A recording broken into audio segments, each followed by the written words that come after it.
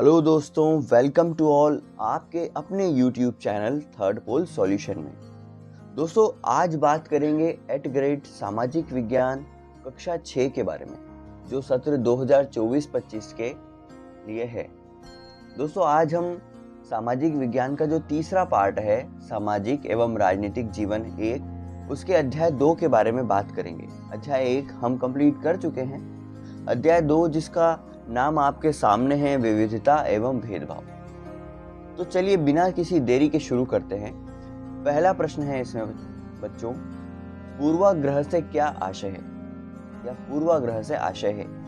इसका उत्तर है option B, अपने दिमाग में किसी के प्रति कोई राय बना लेना, पहले से ही कोई राय बना लेना पूर्वाग्रह कहलाता है। प्रश्न नंबर 2 पर आते हैं।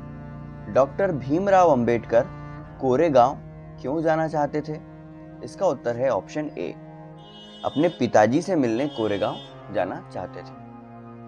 प्रश्न नंबर 3 पर आते हैं। संविधान के जनक कहे जाते हैं, कौन कहे जाते हैं? इसका उत्तर है option D, doctor Bhimrao Ambedkar संविधान के जनक कहे जाते हैं। प्रश्न नंबर 4 है, समीर 1 और समीर 2 एक दूसरे से भिन्न थे। इसका उत्तर हमें पढ़ना है पहले इन चारों पॉइंट्स को, उसके बाद हमको आंसर देना है। पहला, आर्थिक पृष्ठभूमि से भिन्न थे। दूसरा, क्षेत्रीय पृष्ठभूमि से भिन्न थे। तीसरा, भाषाई पृष्ठभूमि से भिन्न थे। चौथा, धार्मिक पृष्ठभूमि से भिन्न थे। तो इसका उत्तर है ऑप्शन सी, पहला व चौथा, आर्थिक और धार्मिक पृष्ठभूमि से भिन्न थे, क्योंकि क्षेत्रीय पृष्ठभूमि वो एक ही स्थान पर रहते थे, और भाषाई पृष्ठभूमि मतलब दोनों की पृष्ठभूमि हिंदी भाषा थी, इसीलिए पॉइंट सी सही है। प्रश्न नंबर 5, भारतीय संविधान की विशेषता नहीं है। इसका उत्तर है ऑप्शन बी, भेदभाव। दोस्तों, धर्मनिरपेक्षता, संप्रभुता और समानता ये हमारे भारतीय संविधान की विशेषताएं हैं, जबकि भेदभाव नहीं है। ठीक है, चलिए प्रश्न नंबर 6 पर आते हैं। प्रश्न नंबर 6 कहता है, रिक्त स्थानों की पूर्ति कीजिए। पॉइंट ए, भारत की अधिकांश आबादी गांव में निवास करती है। पॉइंट बी है, भारतीयों को समान प्रतिष्ठा और समान अवसर प्राप्त है। ऐसा कहां लिखा है? ऐसा संविधान में स्पष्ट रूप से कहा गया है। पॉइंट सी, भारत एक धर्मनिरपेक्ष देश है, जहां लोग बिना भेदभाव के अपने धर्म का पालन करते हैं। सभी को अपने अपने धर्म का पालन करने का अधिकार है। पॉइंट डी, संविधान लेखकों के अनुसार विविधता की इज्जत करना समानता सुनिश्चित करने में महत्वपूर्ण कारक है। जब तक हम एक दूसरे की इज्जत नहीं करते, तब तक समानता आना मुश्किल है। जैसे दूसरे धर्म के लोगों की इज्जत करना। ऐसा नहीं होना चाहिए कि आपका धर्म अगर कोई दूसरा है तो आप किसी दूसरे की इज्जत ना करो। ठीक है, चलिए पॉइंट ई, भारतीय संविधान 26 नवंबर 1949 ईस्वी को अंगीकृत किया गया। अंगीकृत का मतलब होता है अपनाना। ठीक है, 26 नवंबर 1949 ईस्वी को लागू हो गया था। प्रश्न नंबर 7 पर आते हैं। रूढ़िबद्ध धाराएं आगे बढ़ने से किस प्रकार रोकती हैं? इसका उत्तर है, रूढ़िबद्ध धारणाएं बड़ी संख्या में लोगों को एक ही प्रकार के खांचे में जड़ देती हैं। यह धारणाएं हमें ऐसे काम करने से रोकती हैं जिनको करने की काबिलियत शायद हम में हो।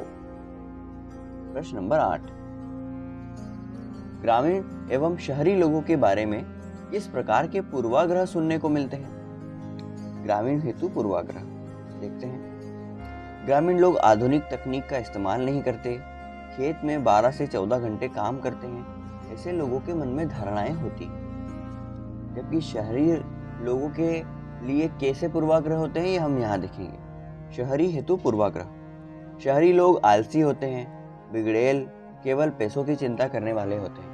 ऐसा सभी लोगों का पूर्वाग्रह है कि शहरी लोग ऐसे होते हैं, लेकिन ऐसा नहीं है। हर व्यक्ति ऐसा नहीं होता, है ना। चलिए प्रश्न नंबर 10 पर आते हैं, क्षमा करना, प्रश्न नंबर 9 पर आते हैं। रूढ़िबद्ध धारणा से क्या आशय है, लिखिए।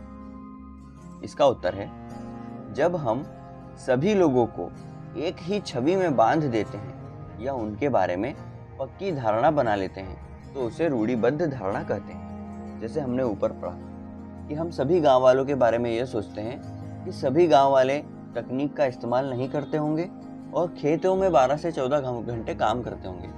और वहीं शहरों के बारे में हमने ऐसा सोच रखा है कि शहरी लोग तो आलसी होते हैं, बिगड़ेल होते हैं और केवल पैसों की चिंता करते हैं। लेकिन ऐसा नहीं है। आजकल गांव के लोग भी तकनीक में आगे हैं और वहीं शहरी लोग भी बहुत मेहनत से काम करते हैं। तो इस प्रकार के पूर्वाग्रह नहीं बनाना चाहिए। प्रश्न नंबर 10 पर आते हैं बच्चों। प्रश्न नंबर 10, असमानता एवं भेदभाव का आशय लिखिए। इसका उत्तर है, भेदभाव तब होता है जब लोग पूर्वाग्रहों या रूढ़िबद्ध धारणाओं के आधार पर व्यवहार करते हैं, जबकि कुछ लोगों को विविधता और असमानता दोनों ही तरीके का भेदभाव का सामना करना पड़ता है। जैसे अमीरों द्वारा गरीबों के प्रति असमानता का भेदभाव होता है। ठीक है बच्चों, प्रश्न नंबर 11 पर आते हैं। भारतीय संविधान में समानता के लिए कौन कौन से प्रावधान किए गए हैं, लिखिए। इसका उत्तर है, भारतीय संविधान में अपने धर्म का पालन करने, अपनी भाषा बोलने, अपने त्योहार मनाने, हर प्रकार का रोजगार अपनाने, अस्पृश्यता को अपराध की श्रेणी में रखने आदि प्रावधान समानता के लिए किए गए हैं। प्रश्न नंबर 12, डॉक्टर भीमराव अंबेडकर द्वारा किन सामाजिक बुराइयों को दूर करने के प्रयास किए गए हैं, लिखिए।